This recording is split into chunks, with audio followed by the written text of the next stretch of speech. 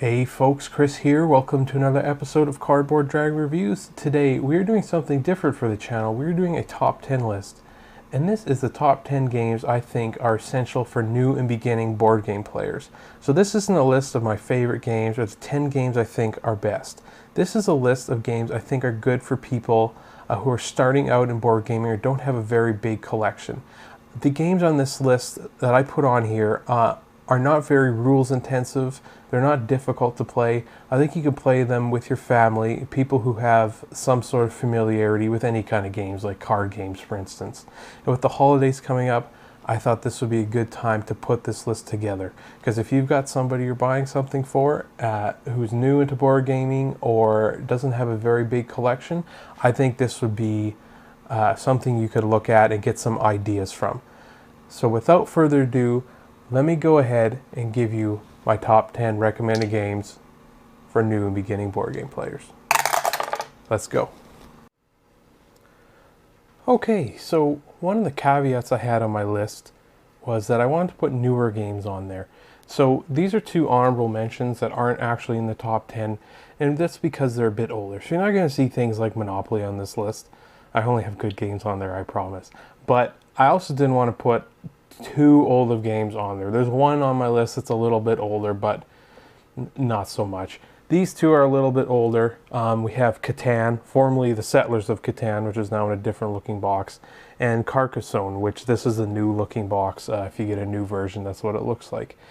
These are classic games, and they're classic games for a reason. They've been reprinted so many times, and they all claim to have sold millions of copies.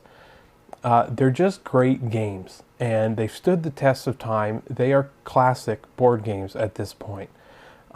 So if somebody you're buying for doesn't have either of these games, I don't think you can go wrong getting them either of these, because they're both very popular board games with, like I said, millions of copies sold.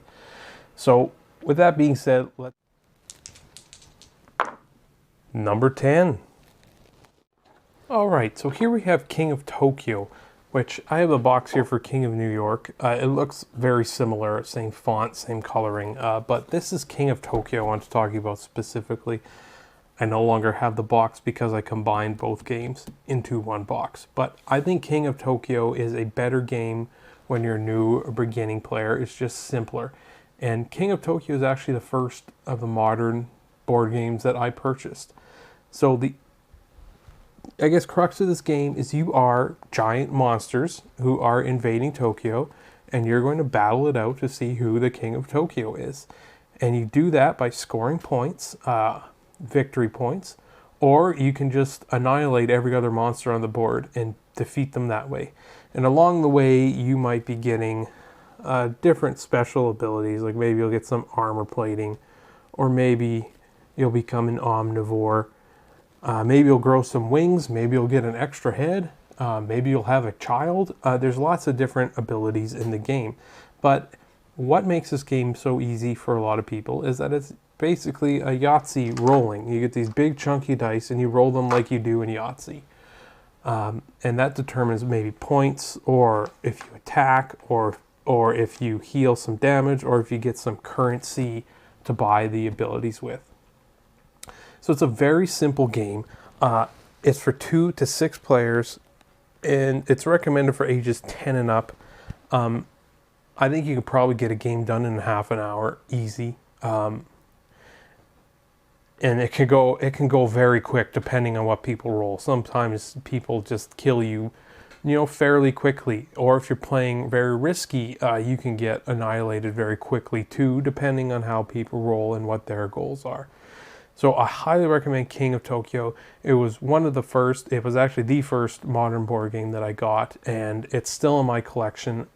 King of New York is a little more advanced than King of Tokyo. Not terribly so, but I would definitely start with King of Tokyo if you're a new or beginning player. And then you can do what I did and put them both in the same box because the characters are compatible. But aside from that, that's about all that's compatible between the two. So King of Tokyo, definitely recommended. Number 9. All right, so here's Memoir 44. This is a World War II themed game for 2 players.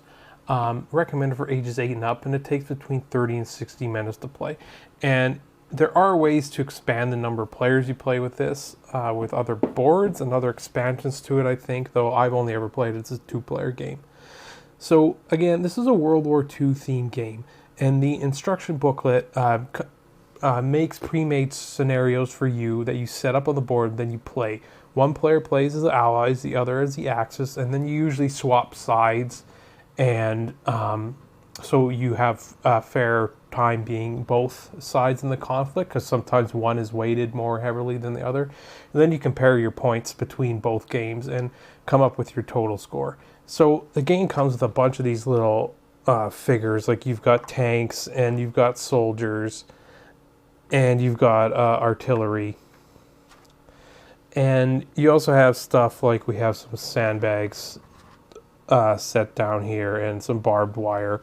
And there's various terrain and buildings on the board. And the scenario tells you what your goals are. It might be to capture the town that's up here. That might be your goal. Or to knock out the artillery. Or any number of other things. You control the game through the use of these cards, which some are special abilities, but others denote what section of the board or sections you can command units in. So we have basically left, right, and center, and the cards will tell you which section you can move things in. So when you might attack, and you use dice to determine whether you hit something or destroy something, and those are the amount of dice you roll is changed by like how far away you are from your enemy, what kind of enemy you're fighting might determine what type of symbols you need to roll, what terrain is around you, what terrain you're on, what terrain they're on.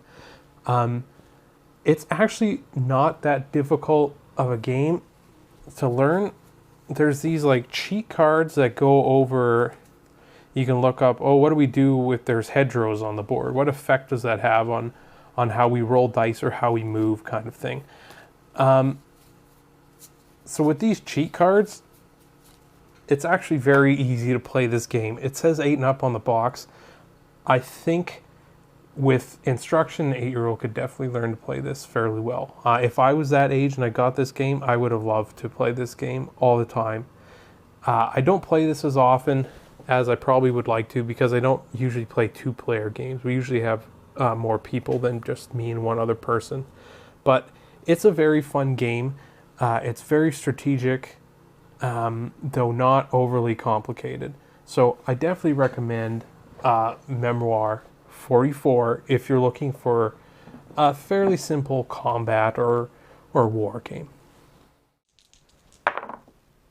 Number 8.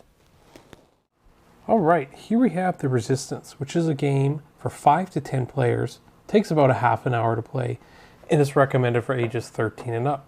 So in this game, it's spies versus the resistance. We will be dealt, every player will get one of these cards. You'll either be a blue resistance member or a red spy. And if you're a spy, you'll get to see who the other spies are in the game. But all the resistance members won't know who else is a resistance member or who a spy is. So this is basically a game about lying and bluffing and double crossing and so forth. So basic way the game works is one player is going to be assigned to choose a team to go on a mission, and they're going to send a certain number of people. Like for instance, mission 1 here has 2, so they'll hand out 2 guns to 2 different players. Everybody else will vote on if they think that's a good team or not, approve or reject. If it's rejected, another player gets to pick the team. If it's approved, then you deal all the players who are going on the mission 1 success and 1 fail card each. At the same time, they put them face down, and you shuffle them up so you don't know who put what card down, and you flip them over. If all cards are success, blue team, so the resistance, gets a point. You need 3 points to win the game. If there's a failure, even 1, doesn't matter how many people went on the mission, if even 1 card flipped is a failure, it's a point for the red team. But that gives you some information, and it's trying to deduce who the spies are so you don't send them on the missions, is essentially what this turns into. And there's a lot of talking and a lot of chatter that goes on in the game. You're supposed to be pointing fingers at people and saying, I think they're a spy, and so on. And first time we played this game, we played for several hours. It was so much fun. But this is not a game for everybody. One, because of the player count. You need at least 5, though I think playing with 5 is totally fine. But you need to be able to lie and bluff and act and pretend.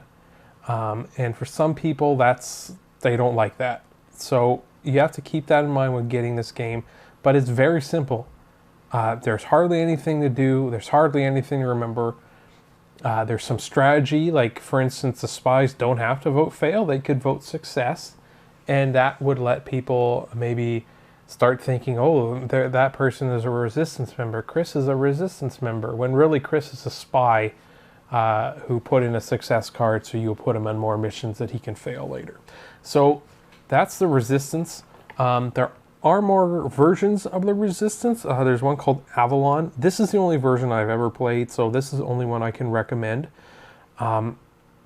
There are also some extra cards in here that give you, I think, like powers or something like that. I've never played with them, and I have no desire to.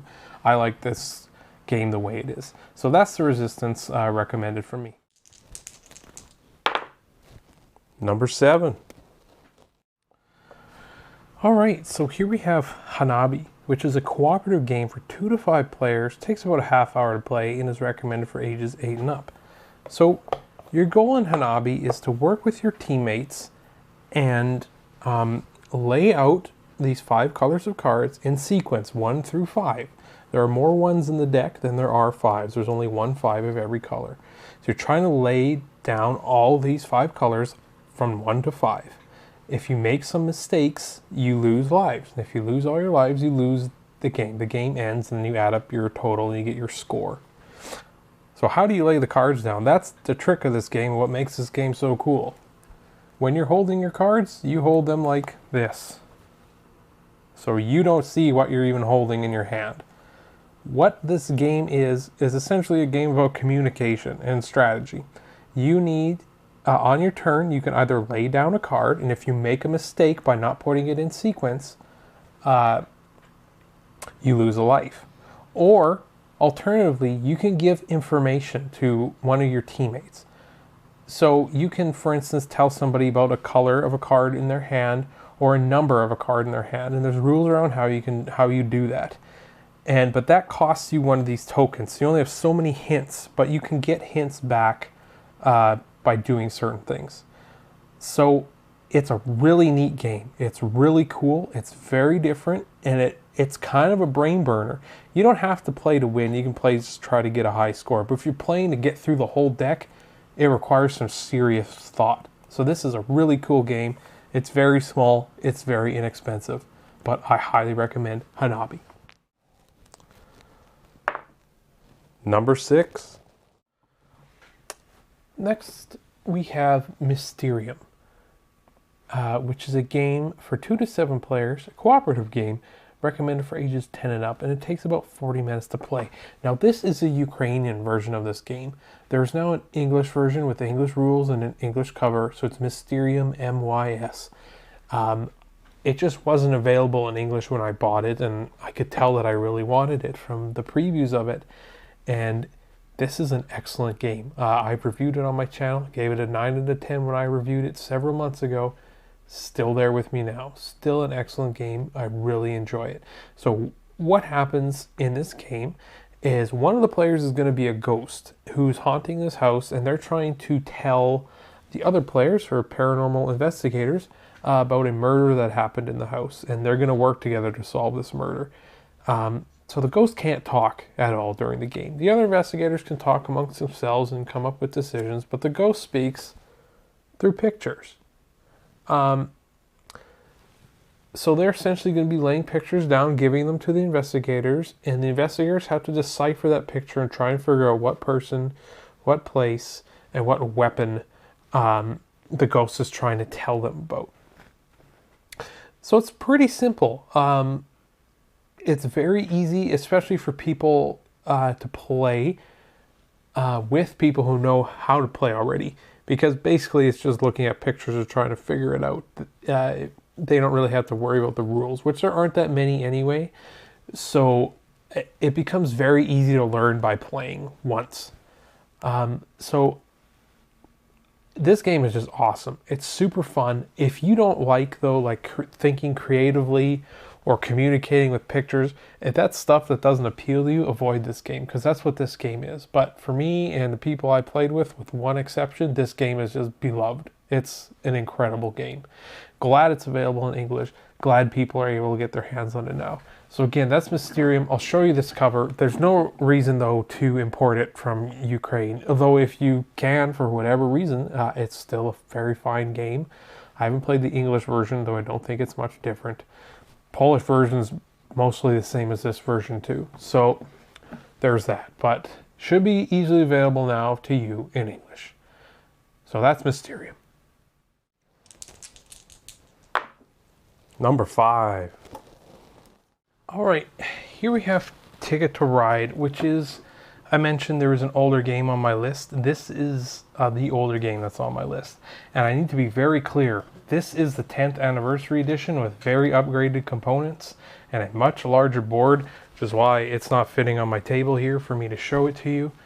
The regular game does not come with a giant board or, individually modeled trains or any of these fancy upgrades. So you need to be aware of that. I don't have the original version of Ticket to Ride myself, so I can't show it to you.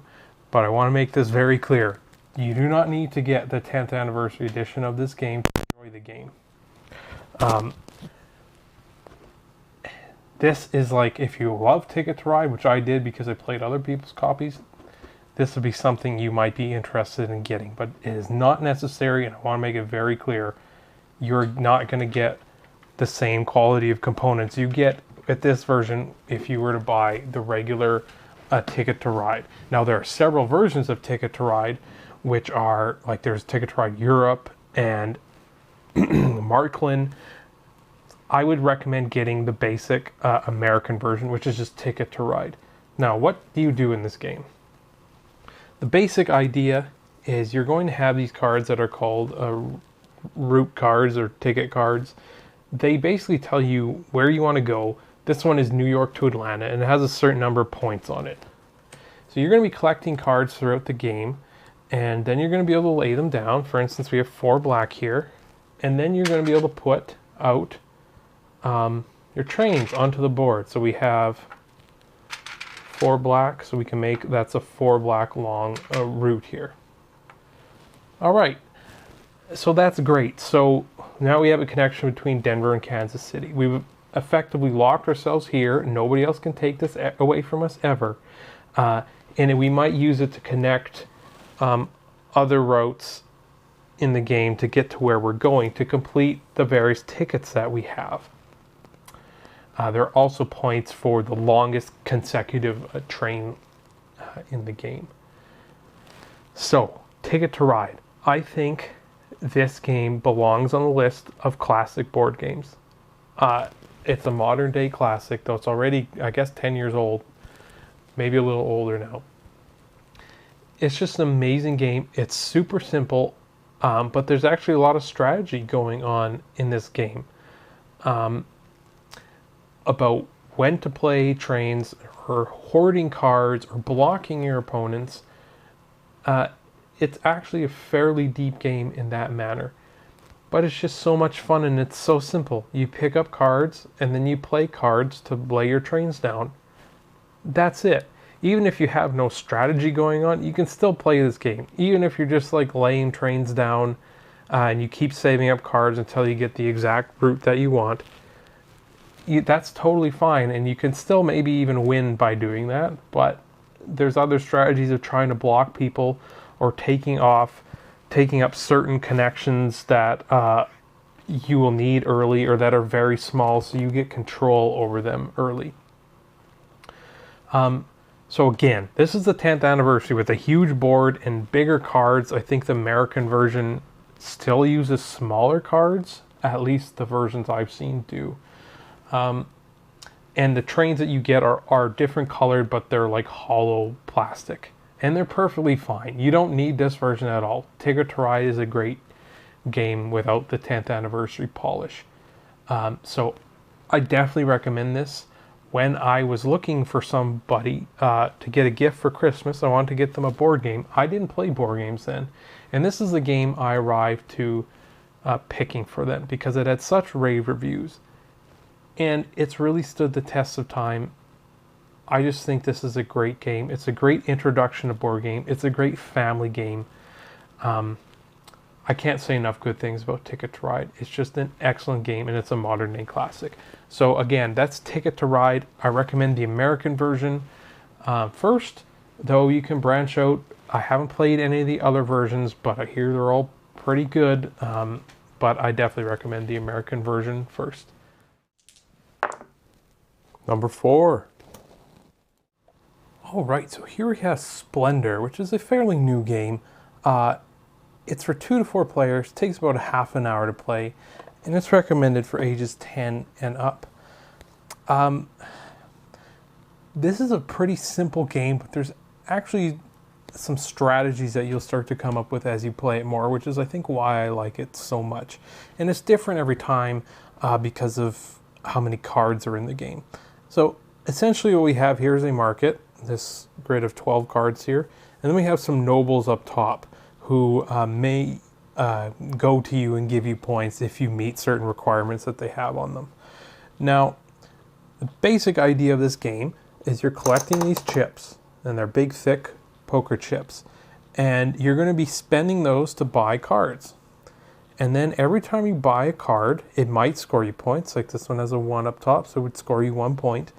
But every card has a jewel on it. This one has a white jewel. So when you own a card and you're going to buy more in the future, you look at the jewels that are on the top of them, and that's essentially a discount you get in the future. So if I have 2 white cards that I own here, these 2 here, anytime I buy a card in the future that has white in its cost, which is listed on the side of the card, I pay that many less white chips. And then you just basically need to keep building up your collection, and maybe eventually cards might even be free for you if you go with that strategy. And you need to score a certain number of points. The cards in the bottom row are cheap and have few points, and then we have middle expensive and middle points, and then we have very expensive but high points. And that's basically the game. It's pretty simple, but when I played it the first time, and as I played it more, I keep thinking, man, this seems like a game that could be maybe one day still considered a modern classic. Like, we play games and then we kind of forget about them. We don't really care about them anymore. This one feels more like something that will stick around for a while. And I think that's because of its simplicity, but yet still has its strategy in there. So Splendor, definitely recommended. Also highly recommended for my wife. Number 3. All right, so here we have Bang the Dice Game, which is a reworking of an older game called Bang. This is for 3 to 8 players, recommended for ages 8 and up, and it takes about 15 minutes to play. I definitely think this game is better with the more players you have. Like 5 is definitely a good place to be at, but the more, the better. So this is a hidden role game. Every player is going to be dealt a role. They're either going to be a sheriff, a deputy, an outlaw, or a renegade. And the amount of each of these that are in the game depends on how many people are playing. So your object in the game changes depending on what role you've been dealt. The sheriff needs to eliminate everybody but the deputy.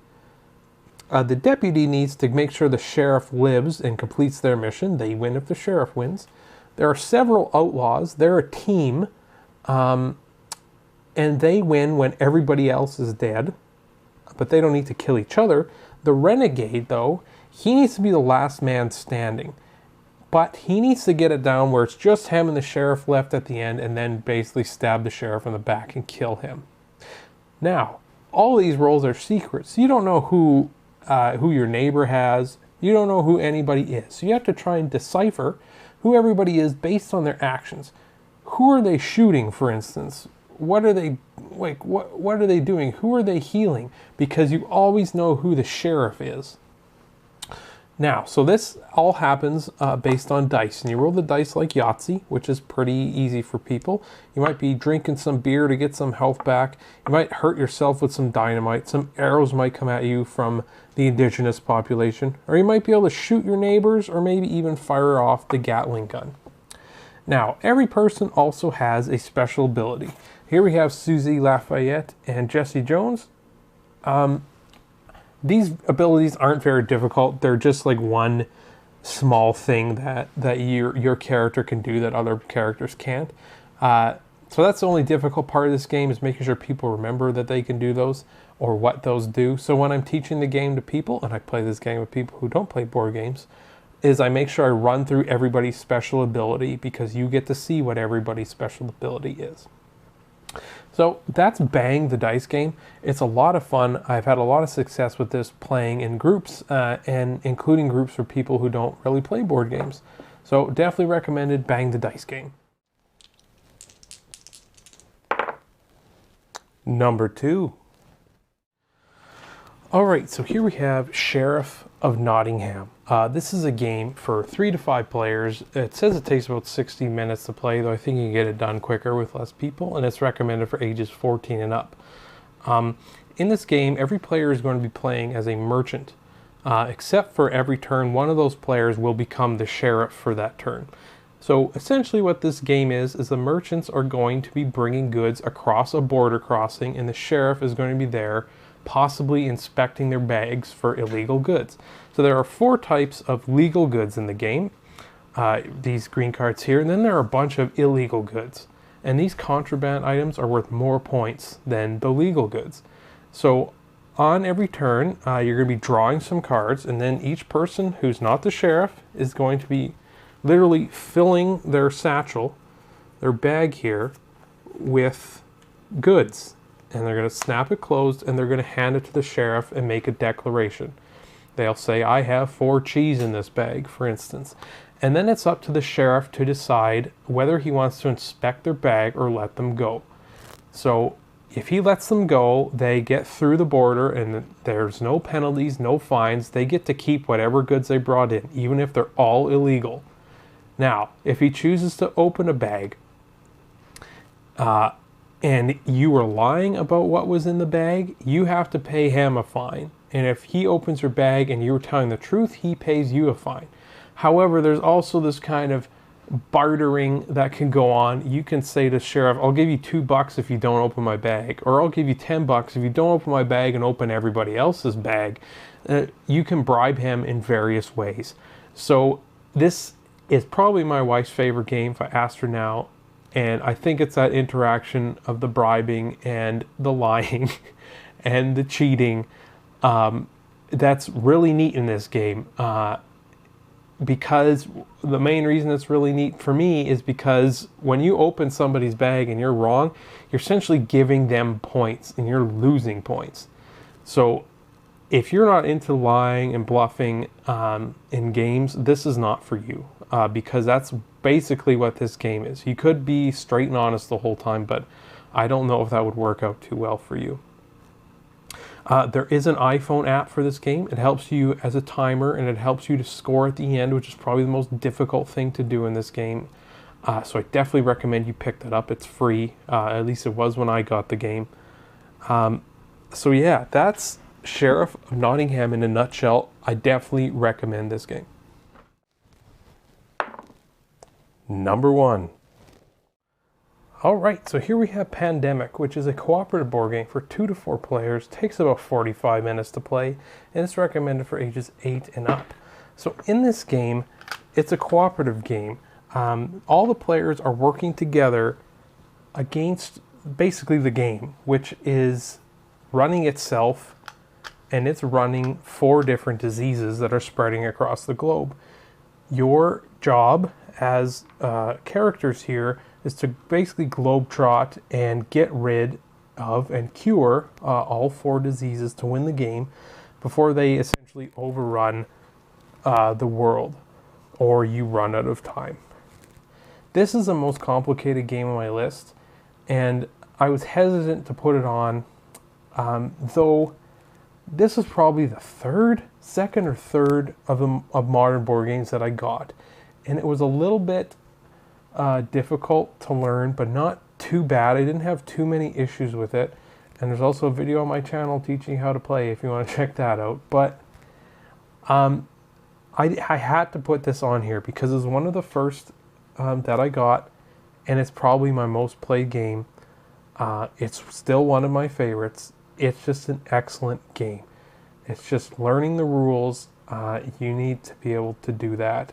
It's not too bad, I don't think, and I think it's easy enough that I could put it on my list here.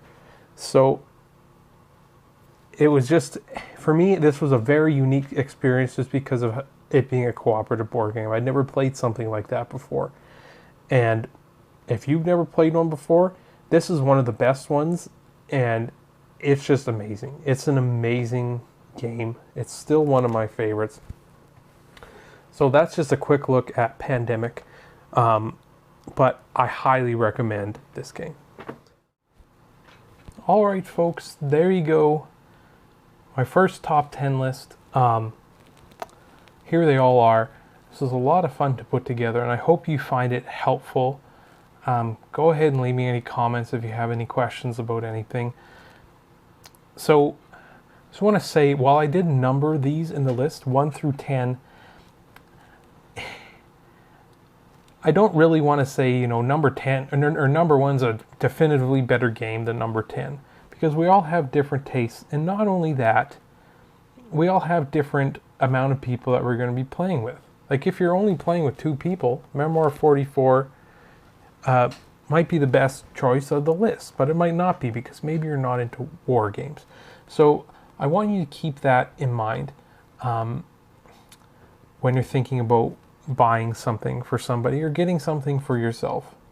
So I guess that's the end here. I hope you find this helpful. Happy holidays if I don't see you until that point. And it seems really early to be saying it, but who knows what might happen. Happy New Year's. Good luck shopping if you're doing that. And I hope you found this helpful. And let me know if you like top 10 lists. I think we can do more in the future. But this is definitely one I wanted to get out for a while, and I thought now is the perfect time to do it in case there's people out there who are shopping and aren't sure what to get. So all these games here should all be easily accessible now, including the Ukrainian Mysterium you can get in English now. So you shouldn't have a problem finding any of these either at a local game store or on Amazon. I don't think any of them are hard to get, and none of them are particularly expensive as board games go. So this has been Chris for Cardboard Dragon Reviews, and until next time, keep your dice on the table.